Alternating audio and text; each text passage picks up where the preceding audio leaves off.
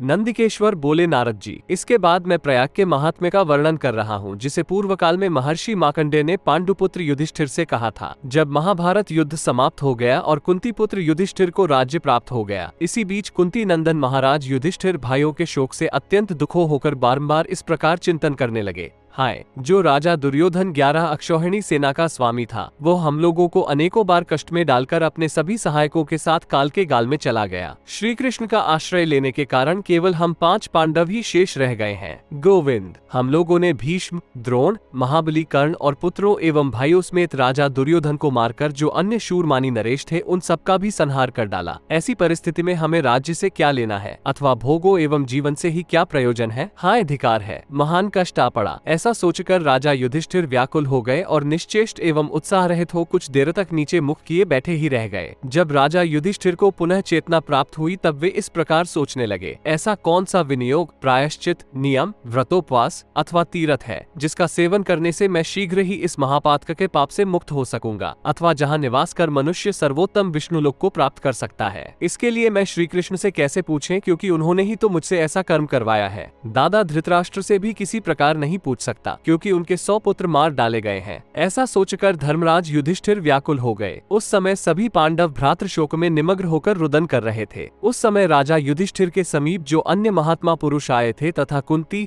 द्रौपदी एवं अन्यान्य जो लोग आ गए थे, वे सभी रोते हुए युधिष्ठिर को घेरकर पृथ्वी पर पड़ गए। उस समय महर्षि मार्कंडेय वाराणसी में निवास कर रहे थे। उन्हें जिस प्रकार युधिष्ठिर दुखी और व्याकुल हो रो रहे थे, ये सारी बातें योग बल से ज्ञात हो गईं। तब महातपस्वी मार्कंडेय थोड़े ही समय में हस्तिनापुर जा पहुंचे और राजद्वार पर उपस्थित हुए। उन्हें आया हुआ देखकर द्वारपाल ने तुरंत राजा को सूचना देते हुए कहा, महाराज, ये महामुनि मार्कंडेय आपसे मिलने के लिए दरवाजे पर खड़े हैं। ये सुनते ही धर्मपुत्र युधिष्ठिर शीघ्रता पूर्वक दरवाजे पर आ पहुंचे। युधिष्ठिर ने कहा, महाभाग, आपका स्वागत है। महामुने, आपका स्वागत है। महामुने, आपका दर्शन करके आज मेरा जन्म सफल हो गया। आज मैंने अपने कुल का उद्धार कर दिया तथा आज मेरे पितर संतुष्ट हो गए। आपका जो ये आकस्मिक दर्शन प्राप्त हुआ, इससे आज मेरा शरीर पवित्र हो गया। नंदिकेश्वर बोले नारद जी। तत्पश्चात महात्मा युधिष्ठिर ने मार्कंडेय मुनि को सिंहासन पर बैठाकर पाद प्रक्षालन आदि अर्चा विधि के अनुसार उनकी पूजा की। तब पूजन से संतुष्ट हुए मुनिव मार्कंडेय ने राजा युधिष्ठिर से पूछा, राजन, तुम किस लिए रो रहे थे? किसने तुम्हें व्याकुल कर दिया? तुम्हें कौन सी बाधा सता रही है? तुम्हारा कौन सा अमंगल हो गया? ये सब हमें शीघ्र बतलाओ। युधिष्ठिर ने कहा, महामुने, राज्य की प्राप्ति के लिए हम लोगों ने जैसा जैसा व्यवहार किया है, वही सब सोच कर मैं चिंता के वशीभूत हो गया हूँ। मार्कंडेय जी बोले, महाबाहु राजन, क्षात्र धर्म की व्यवस्था तो सुनो। इसके अनुसार रणस्थल में युद्ध करते हुए बुद्धिमान के लिए पाप नहीं बतलाया गया है। तब फिर राजधर्म के अनुसार विशेष रूप से युद्ध करने वाले क्षत्रिय के लिए तो पाप की बात ही क्या है?